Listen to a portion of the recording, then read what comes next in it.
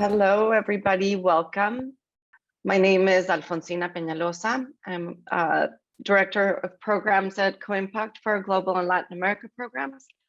And I'm delighted to introduce you to our stellar guests today, Nidhi and Tanisha. Nidhi Sani is a partner and head of Bridgespan's US Advisory Services. Tanisha is a co-founder of the Black Feminist Fund and a founding partner of the Shake the Table.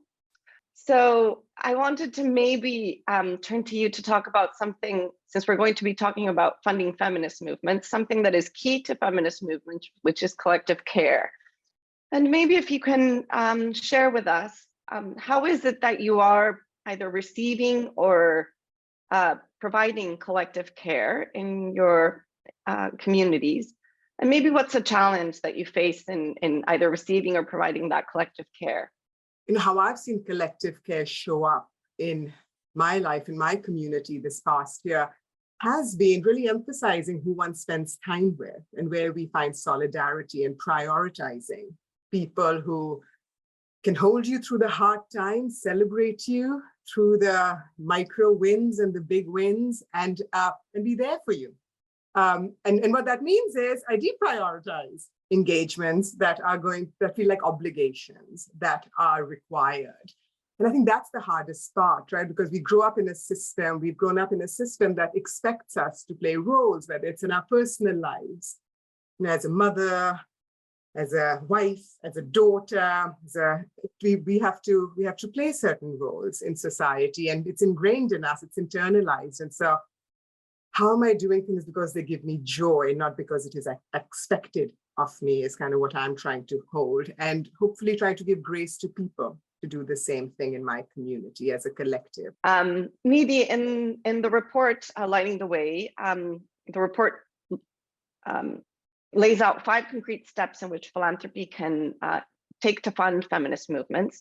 And one of those is around measure what matters. Do you think that measuring what matters and being outcome focused are at odds? Can outcome focused philanthropy fund feminist movements in the way that matters to feminist movements? I think you can't achieve real outcomes without funding feminist movements. So I think feminist movements are imperative to outcome focused philanthropy. Feminist movements are working on the outcome of building societies that are socially, economically, politically equal for women, girls, non-binary people, people that are oppressed by multiple systems. That is the ultimate outcome. So they are extremely outcome focused. In fact, they are focusing on an outcome that underpins every other kind of predictable outcome. So when we're trying to change, you know, issues and inequities that are lifetime in the making, it's going to take decades. And do we have the patience for it to take decades? Because every other outcome that's predictable rests on that. And so I think what feminist movements do is they realize we need to focus on those predictable outcomes as well. But unless we actually look at how power is framing our societies, unless we look at the long-term work that needs to happen to shift cultural norms, to shift our institutions, and by institutions, I mean families, I mean communities, I mean political systems. Unless we do that, all our other predictable outcomes are fragile. You know, what does success look like? Like what evidence do we have that funding feminist movements works? And what are some of the barriers to finding this common ground between how outcome-focused philanthropy defines success and the way that feminist movements define it? I think one of the barriers to funding the kinds of outcomes that Nidhi is naming is that one of the things that feminist movements, and particularly feminist movements that often are the most under-resourced, but doing some of the most transformative work, like Black feminist movements, like Indigenous-led feminist movements, is that there's a deep central analysis around power. And the reality is that we're not going to create structural change unless we redistribute power. And that, as a way of understanding an agenda, can make some folks, particularly folks within the philanthropic space, uncomfortable. But if that's central to what feminist movements not only understand as their agenda, but also understand as what evidence looks like when we've actually shared power, we're not on the same page, right, with the kinds of outcomes that we are looking towards. So I think that is one of the most important barriers, but also one of the things I'm most excited about, because there's lots of ways in which we've seen in the philanthropic space, when we share power, that it actually can resource and support movements to do the work that they need to do to restructure the way power is held, to really reimagine systems, to undo some systems that will actually go to the kinds of sustainable change, the kinds of sustainable outcomes that Nidhi mentioned, and not just a gentler suffering that changes momentarily some folks' living conditions in these smaller ways, while they're being harmed in multiple other ways that actually doesn't really create the quality of life that everyone deserves, of that center of dignity. Thank you so much, Tanisha. Nidhi, let me go to you, because I think that this piece around the requirement for data and evidence and who defines what success looks like is very linked to the risks, or the perceived risks, of funding feminist movements. And I wanted to ask you if you can maybe help us understand, by flipping the case, I guess, elaborating a little bit more around what is this risk of inaction? The risk of inaction, right? And in our report, we did analysis on headwinds, right? When you think about making progress on gender equity and creating equal societies, the headwinds are so strong. The headwinds is the current power structure. So there's all of the status quo, which is ingrained. That is a headwind that we cannot measure. Right, $6.2 billion, yes, was spent over a course of less than a decade on anti-gender funding. If you do nothing because you don't have the exact data point and evidence, that funding isn't stopping, right? And so I think what philanthropists need to realize is that for all the change that we're trying to create, right, there are very significant headwinds, because power likes its place.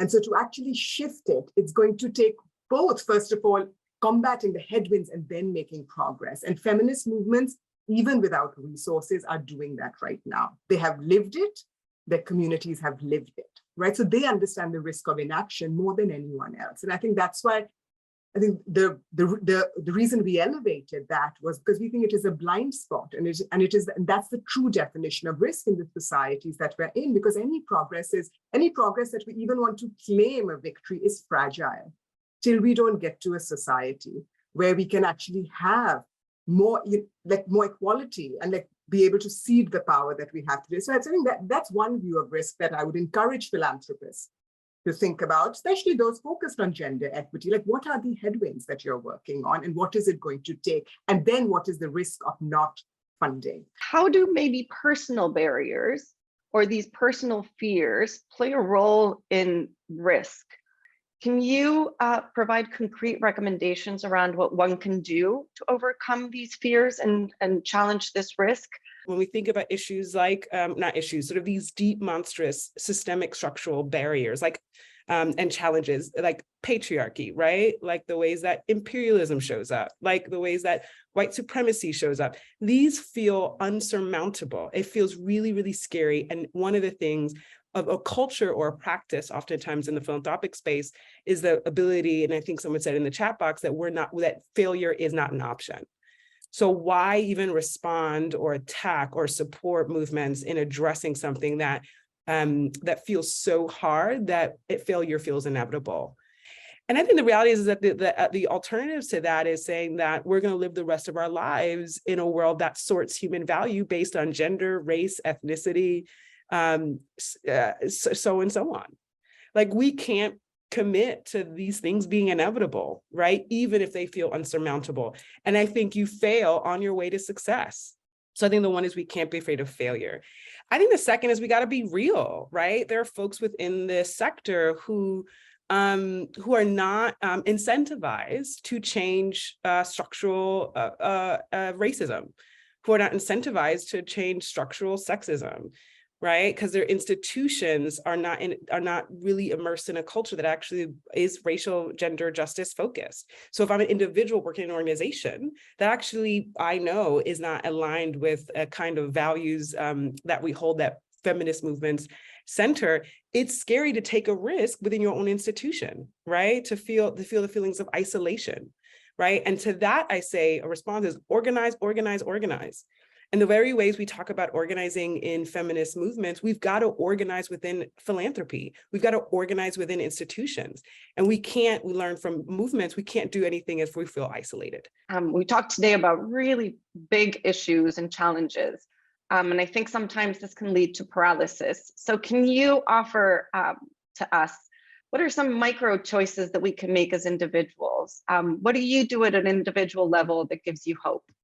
I believe in micro choices a lot, Alfonsina. I think it is so important for us to think every day is a choice, right? We each in our institutions, whether it's philanthropy, nonprofits, the world of movements have a role to play, and we show up every day as individuals. And we as an individual define the power structures we live into it, internalize it. And so what some of the micro choices I make every day as a mother and a wife and an Indian and an immigrant and a daughter is to be asking myself, like, what are my internalized biases? I have grown up in a system. As much as I am working against it, I have also grown up in it, and I have internalized biases as well. And every day when I wake up, it is that moment of grace when I realize, no, this is the system that is talking to me, and how do I undo it? And so I think that's my everyday choice. With my daughter, my definition of mothering, I have to evolve it and give, and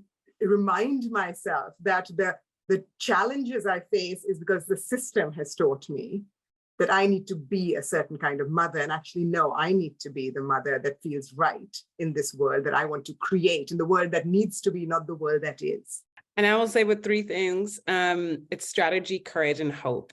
If this is a political project, and that means we need study and we need strategy. I think the courage piece is what Nidhi is naming. We have to be courageous in order to challenge spaces and sectors, challenge ourselves, take our own risks in ways that make sense and are strategic, but also build the base and organized because we have the strategy and we are courageous. So we're actually not taking a whole lot of risk by ourselves. And the last thing I'll leave you all with hope. Mariam Kaba says hope is a discipline. The small choice is to actually hold and have hope and know that we will win. And if we know that we will win, even in response to the fatigue and the pain and the fear, and the list goes on, if that hope is our guiding force and the small ways in which we are hopeful, and even how we tell stories to each other about this moment, I think is one of the most important choices that I've made it that I offer all of you.